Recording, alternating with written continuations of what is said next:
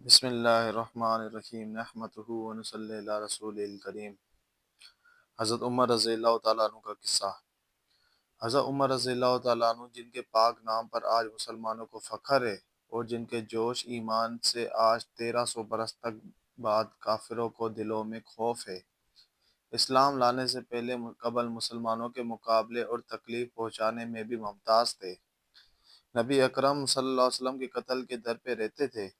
ایک روز کفار نے مشورہ کی کمیٹی قائم کی کہ کوئی ہے جو محمد صلی اللہ علیہ وسلم کو قتل کر دے۔ عمر نے کہا کہ میں کروں گا۔ لوگوں نے کہا کہ بے شک تم ہی کر سکتے ہو۔ عمر تلوار لٹکائے ہوئے اٹھے اور چل دیے۔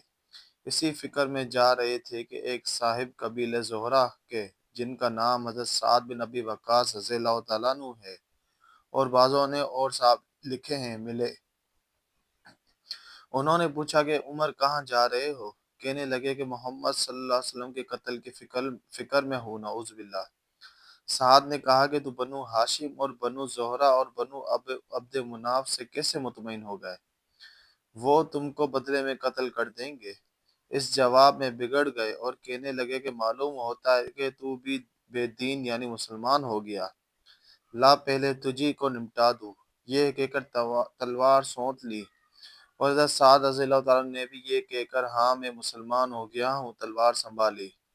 دونوں طرف سے تلوار چلنے کو تھی کہ حضرت سعد رضی اللہ تعالیٰ نے کہا کہ پہلے اپنے گھر کی تو خبر لے، تیری بہن اور بہنوئی دونوں مسلمان ہو چکے ہیں۔ یہ سننا تھا کہ غصے سے بھر گئے اور سیدھے بہن کے گھر گئے۔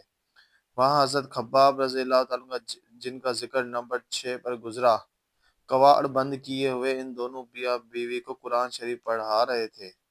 حضرت عمر رضی اللہ عنہ نے کلوار کھلوائے۔ ان کی آواز سے حضرت خباب رضی اللہ عنہ جلدی سے اندر چھپ گئے اور وہ صحیفے بھی جلدی میں ہی باہر رہ گئے جس پر آیت قرآن لکھی ہوئی تھی۔ ہمشیرہ نے کواڑ کھولے۔ حضرت عمر کے ہاتھ میں کوئی چیز تھی جن کو بہن کے سر پر مارا، جس سے سر سے خون بہنے لگا اور کہا کہ اپنی جان کی دشمن تو بھی بددین ہو گئی۔ اس کے بعد گھر میں آئے اور پوچھا کہ کیا کر رہے تھے اور یہ آواز کس کی تھی؟ بہنوئی نے کہا کہ بات چیت کر رہے تھے۔ کہنے لگے کیا تم نے اپنے دین کو چھوڑ کر دوسرا دین اختیار کر لیا؟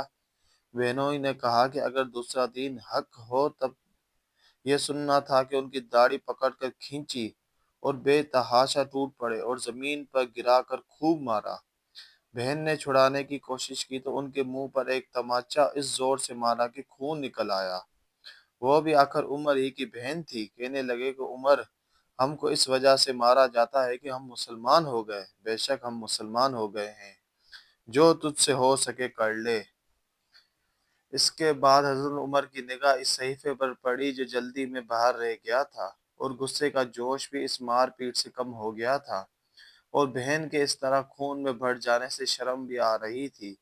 کہنے لگے کہ اچھا مجھے دکھلاؤ یہ کیا ہے؟ بہن نے کہا کہ تو ناپاک ہے اور اس کو ناپاک ہاتھ نہیں لگا سکتے۔ ہر چند اصرار کیا مگر وہ بے وضو اور غسل کے دینے کو تیار نہ ہوئی۔ حضرت عمر نے غسل کیا اور اس کو لے کر پڑھا۔ اس میں سورۃ طٰہٰ لکھی ہوئی تھی اور اس کو پڑھنا شروع کیا تھا اور اننی انا اللہ لا الہ الا انا فاعبدونی واقیم الصلاۃ لذکری تک پڑھا تھا کہ حالت ہی بدل گئی۔ کہنے لگے کہ اچھا مجھے بھی محمد صلی اللہ علیہ وسلم کی خدمت میں لے چلو۔ یہ الفاظ سن کر حضرت خباب رضی اللہ عنہ اندر سے نکلے اور کہا کہ اے عمر، تجھے خوشخبری دیتا ہوں کہ کل شب جمعہ میں حضرت حضور اکرم صلی اللہ علیہ وسلم نے دعا مانگی تھی کہ یا اللہ عمر اور ابو جہل میں جو تجھے زیادہ پسند ہو اس سے اسلام کو قوت عطا فرما۔ یہ دونوں قوت میں مشہور تھے۔ معلوم ہوتا ہے کہ حضور صلی اللہ علیہ وسلم کی دعا تمہارے حق میں قبول ہو گئی۔